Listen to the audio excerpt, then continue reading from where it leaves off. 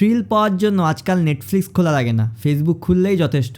এই যেমন 13 তারিখ মেসিকে দেখতে এলাম, শুভশ্রীকে দেখেছি 12,000 টাকায়। আর তারপর শুভশ্রী এত ট্রোল হলো যে সেটার ক্লারিফিকেশন দিতে আরো একটা ভিডিও বানালো, উল্টে সেখানেও ট্রোল হলো।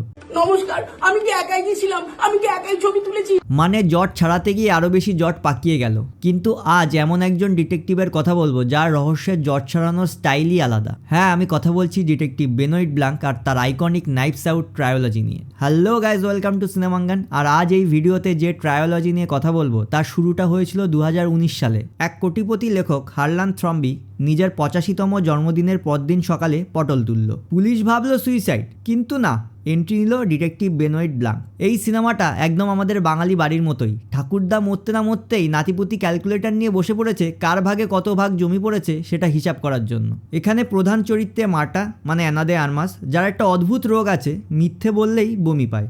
ভাবুন, আমাদের এখানে নেতা নেত্রীদের যদি এই রোগ থাকতো তাহলে বিধানসভার ফ্লোর পরিষ্কার করার লোক পাওয়া যেত না।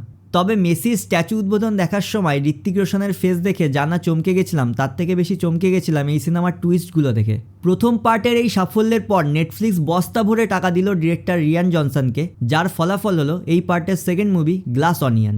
এবার বেনোয়িট ব্লাঙ্ক পৌঁছালো গ্রিসের একটা প্রাইভেট আইল্যান্ডে। সেখানে এক খ্যাপাটে বিলিয়নিয়ার এডওয়ার্ড নর্টন তার বন্ধুদের নিয়ে একটা মার্ডার মিস্ট্রি গেম খেলতে ডেকেছে। এই পার্টটা প্রথম পার্টের থেকে অনেক বেশি কালারফুল আর লাউড। এখানে সোশ্যাল মিডিয়া ইনফ্লুয়েন্সার থেকে শুরু করে ধান্দাবাজ পলিটিশিয়ান সবাই আছে। সিনেমাটার নাম যেমন গ্লাস অনিয়ন, গল্পটাও আসলে তাই, কাচের পেঁয়াজের মতোই। বাইরে থেকে দেখে মনে হবে অনেক জটিল, কিন্তু খোসা ছাড়ালে দেখতে পারবেন ভিতরে আসলে কিচ্ছু নেই, ভিতরটা একদম স্বচ্ছ। টেক জায়ান্টরা আসলে যে কতটা বোকা হতে পারে সেটা এই সিনেমাটা খুব সুন্দরভাবে বুঝিয়েছে। ভিআইপি কালচারে ক্ষিপ্ত হয়ে আমাদের এখানে স্টেডিয়ামে যেমন ভাঙচুর হয়েছে, তেমনি সিনেমাতেও প্রচুর ভাঙচুর আছে শেষের দিকে। সব শেষে চলে আসি একদম টাটকা সিনেমা নিয়ে, এটার third part wake up dead man.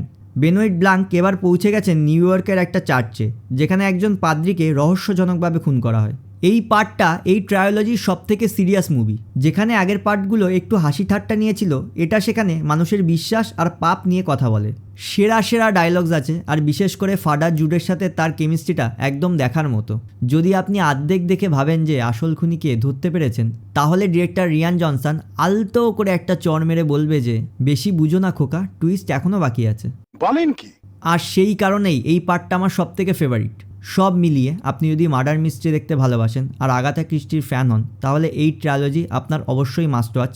নেটফ্লিক্সে গিয়ে আজই বেনোয়িট ব্লাঙ্কের দুনিয়ায় হারিয়ে যান। মেসির ইভেন্টের টিকিটের টাকা রিফান্ড না পেয়ে যারা হতাশ, তাদের বলবো নেটফ্লিক্সের সাবস্ক্রিপশন থাকলে এই 3টে সিনেমা দেখুন, পয়সা উসুল হবেই, সাথে হতাশাও দূর হবে, হেব্বি মস্তি পাবেন।